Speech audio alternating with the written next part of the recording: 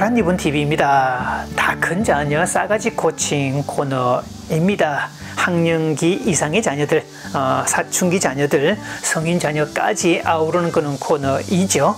영유아 대상은 아닙니다. 사춘기 자녀 부모 파이팅으로는 9번째고요. 오늘은 103번째, 혹 내 아이 희망상실 증후군에 걸린 거 아닐까? 내 아이 희망상실 증후군? 이런 말씀을 드립니다. 희망상실 증후군. 자, 이 용어는요, 희망상실과 증후군이란 말이 합해진 단어입니다. 희망을 상실했다. 희망상실. 아마 한국의 청년 세대, 또 사춘기 자녀, 요즘 아이들의 눈빛을 보면 정말 희망상실이 아닐까 싶습니다. 미래에 대한 어떤 기대가 사라졌다. 미래에 대한 긍정적 희망이 보이지 않는다. 아무리 노력해도 안 된다. 나는 이미 실패자다. 이번 생은 끝났다. 뭐 이렇게 표현하는 패배적 인식, 어떤 지배적 인식, 이런 것들이 아주 편만하게 내재화된 그런 모습을 얘기를 하죠. 증후군이란 말을 썼으니까 증후군 신드롬이라는 이 말은 개인의 특성이 아니라 어떤 집단의 특성을 얘기를 합니다. 그래서 이 희망상실 증후군은 개인의 특성, 우리 아이의 특성이라고 단정짓기는 어렵고요.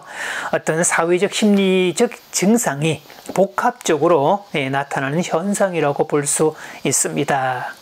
희망상실 증후군, 그래서 구직난, 경제적 불평등, 주거불안, 과열된 사회 경쟁, 이런 구조적 요인 속에서 청년들이 좌절을 경험할 수밖에 없고 도전을 하지 않고 회피하고 아예 처음부터 도전 자체도 하지 않는 그런 무력감이나 패배감 속에 빠질 위험이 다분하죠.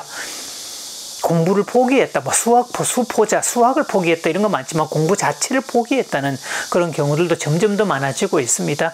아마 이런 것들이 오랫동안 장기화되면 그게 내재화되어서 개인의 정체성에도 문제가 생기고 자존감도 바닥이 되고 삶의 의욕 전체가 다 무력하게 떨어지는, 에너지 자체가 없는 그런 상태로 빠지는 현상, 희망상실 증후군이라고 할 수 있습니다.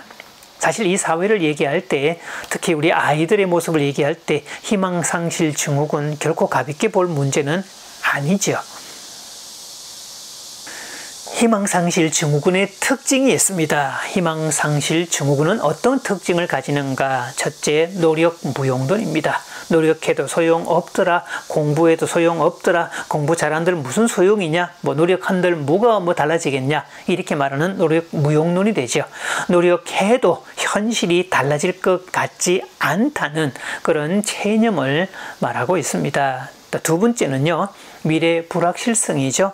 물론 이 부분은 미래는 불투명하다, 불확실하다, 엘빈 토플러 이후에 수많은 미래학자들을 위시해서 많은 사람들이 미래는 불투명성이 크다, 불확실성이 아주 크다, 이렇게 이야기를 했습니다만, 청년 세대나 사춘기 자녀 세대가 느끼는 미래의 불확실성은 더 커졌고, 더 세졌고, 더 벽이 높아졌다는 것은 분명한 사실이죠.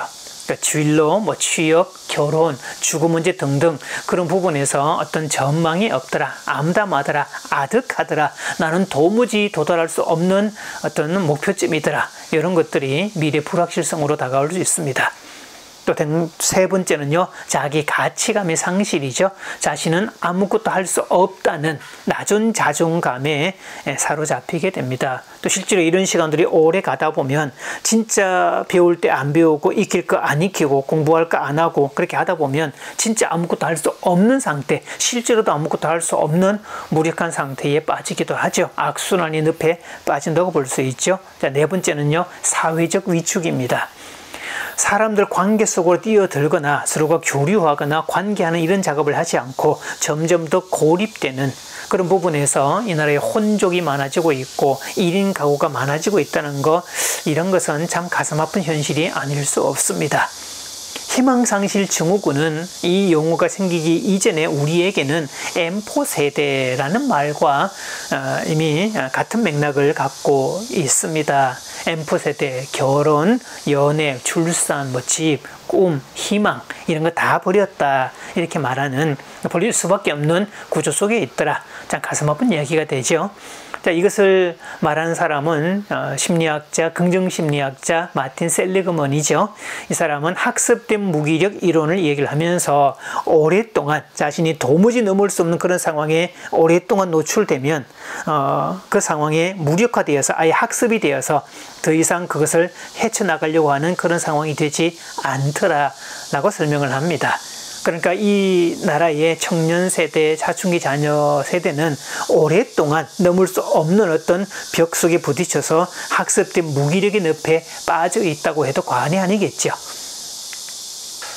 그렇다면 어떻게 도울까요? 일단 알 것은요, 증후군이란 말을 썼으니까 아이들의 무기력, 아이들의 희망상실 증후군, M4 세대 뭐 이런 등등 이런 현상들이 아이들만의 문제다, 그것은 너의 문제다, 이렇게 단정 짓기 어렵다는 겁니다.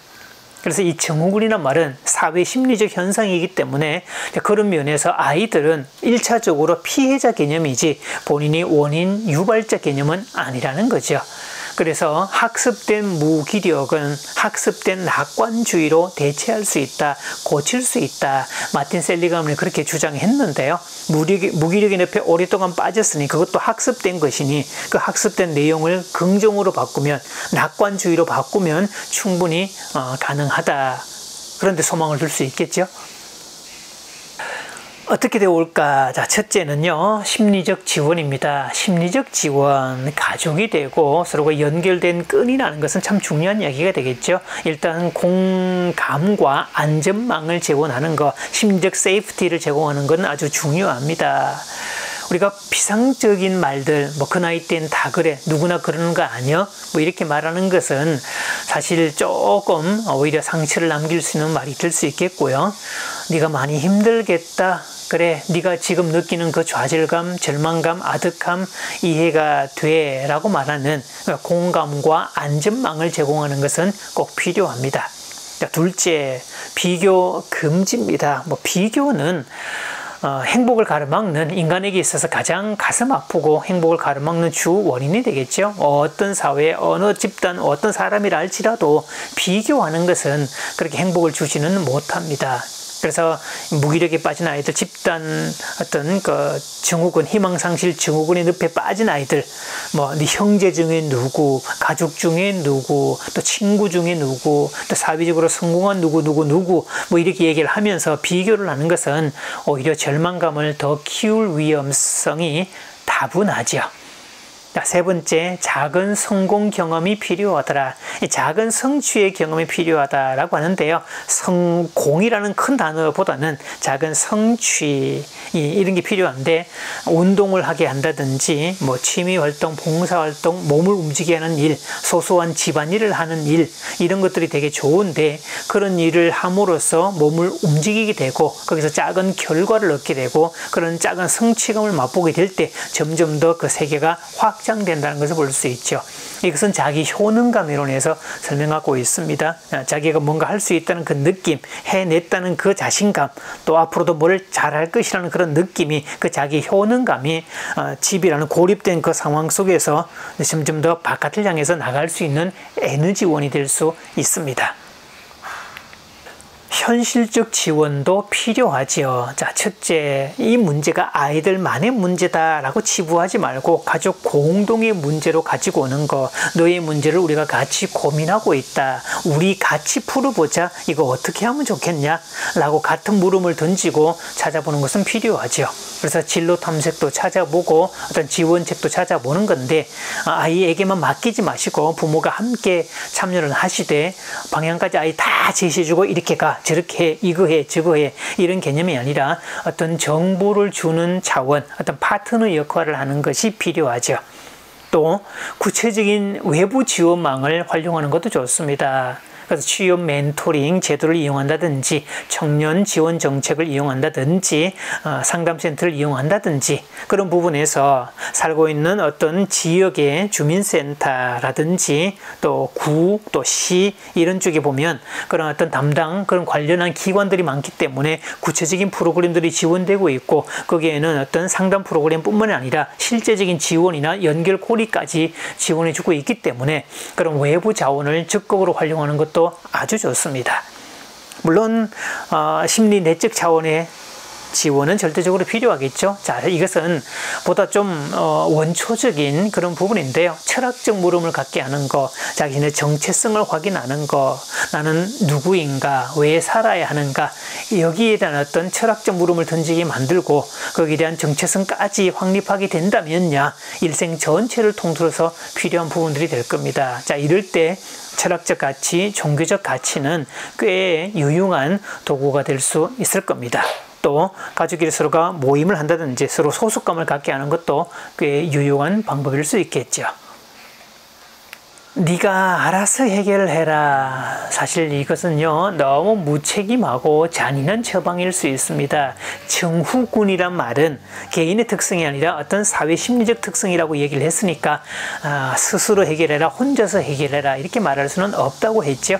자, 무력한 자녀의 모습, 무기력이 빠진 모습, 포기한 눈빛이 쭉 이렇게 처진 이런 모습을 보노라면 속이 터지고 답답하고 화딱지 나겠지만, 그래도 그 길을 향해서 빨리 정신 좀 차리라, 뭐라도 해야 되지 않겠냐, 이런 식으로 인생 살면 어떡하냐, 이런 식의 조급한 말은 조금 지양할 필요가 있습니다. 기다려줄 필요가 있죠. 회복의 시간도 필요하고 충전의 시간도 필요하고 용기를 얻는 어떤 접촉의 시간도 필요하겠죠. 그래서 네가 어떤 길을 가더라도 우리는 너와 함께 하겠다라는 가족 전체의 안정적인 지지와 또 속도의 존중이 필요합니다. 결국 부모의 동행과 사랑, 또 이것이 자녀에게 다시 희망을 불어넣는 산소 호흡기와 같은 역할이 된다는 것을 꼭 기억하셔야 됩니다.